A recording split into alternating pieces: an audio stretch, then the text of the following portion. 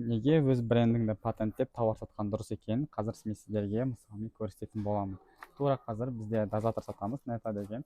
Және де сондай дозаторды альтернативасын біздің конкуренттеріміз сатады. Міне содан бір тапсырысқа қазір беріп көрдім. Мен сенімдімін. Бұл да төмен сападағы дозатор екені. Хоп, ашайын. Аштым. Коробка жоқ, дозатор өзі келді. Қараңыздар. Обычный салафанға оралып келген. Обычный салафан. Ойлағанымдағыдай. Мына дозатор мысалға 800 теңге тұрады, бірақ бұл дозатор пластмасс. Қазір ашып көрсем, міне осылай салафанда келді.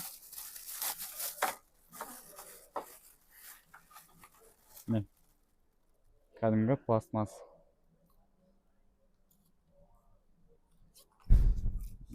Мына головканың өзі пластмасс болып тұр.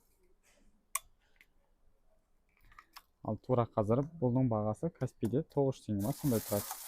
Ал бізде қазір өзімізде нержавеющий сталмен жасалған осындай неміз бар.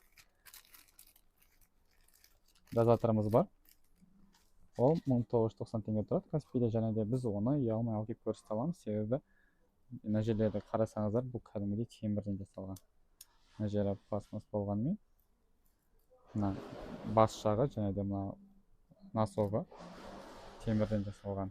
Сол себепте бұның бағасы қымбат, және де 304 сталь, және де бұның арнайы осындай коробкасы болады өзінде.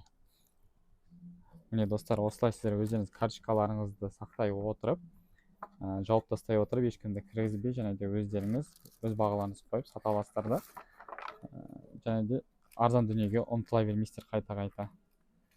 Үнемі сапалы заттарыңызды алып келin, көңіліңізден толатын, өзіңіздің де клиентіңізге көңілінен толатын затты алып келесіздер. Сол себепті өздеріңіз брендтеріңіз, патенттеріңіздерді сапалы дүние сатыңыздар Каспиде.